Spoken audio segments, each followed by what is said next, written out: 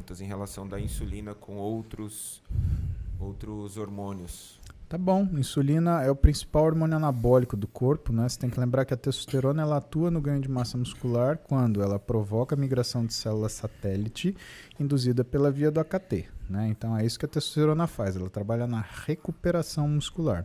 Mas síntese muscular é controlada pela insulina.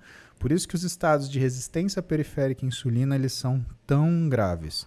Então, se você tiver uma insulina muito baixa, exemplo, paciente que tem diabetes tipo 1, que é insulinopênico, ele não tem massa muscular nenhuma, por isso que vocês veem aqueles pacientes que têm diabetes tipo 1 tudo magrinho de músculo, e o paciente que tem diabetes tipo 2, que tem resistência periférica à insulina, ele tem uma obesidade sarcopênica, né? Por quê? Porque a resistência periférica à insulina faz que não exista o que a gente chama de transporte transendotelial de insulina, que, portanto, ela chegue no músculo e faça seu efeito. Agora, o que é importante você saber? Interação de insulina com outros hormônios, né?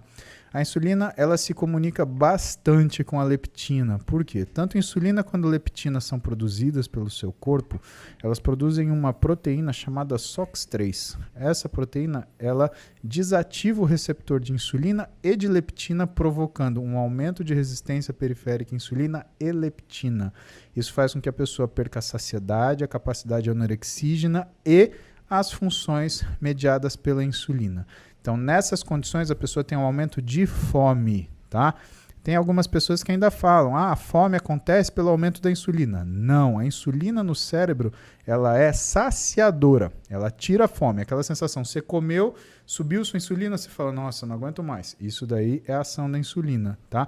A resistência periférica à insulina é que dá a fome. E se quando você come, você libera insulina, você piora a resistência periférica à insulina e dá mais fome ainda.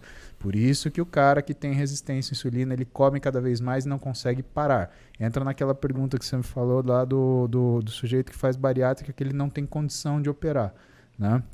Quando ele tem isso de uma forma muito intensa, o ideal é que você corrija isso o melhor que você possa antes da cirurgia, porque senão ele continua com a resistência à insulina e por uma razão muito importante, né? Ele para de produzir leptina. Por quê? Porque ele está perdendo gordura. Toda vez que o nosso corpo perde gordura, cessa-se a produção de leptina. Então imagina um cara que tem resistência à leptina parar de produzir leptina. Aí que a fome dele fica descontrolada. Agora uma pergunta. Resistência à insulina e uso contínuo de GH. Existe alguma analogia? Sim, existe uma analogia muito próxima, né? O GH ele leva a resistência periférica de insulina, né, Renato? Então, o GH ele acaba fazendo um mecanismo autolimitante em relação à capacidade anabólica dele. Tanto que, popularmente, o GH é um anabólico ruim.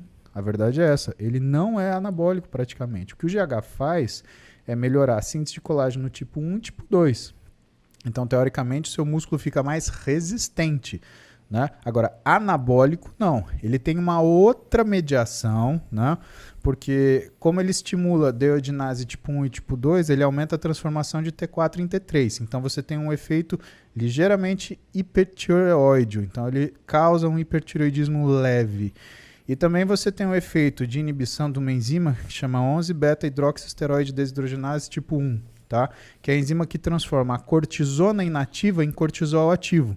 Então, quando você inibe essa enzima, você diminui a quantidade de cortisol. Então, ele funciona como se fosse um modulador de cortisol. Já incrementar mais uma pergunta.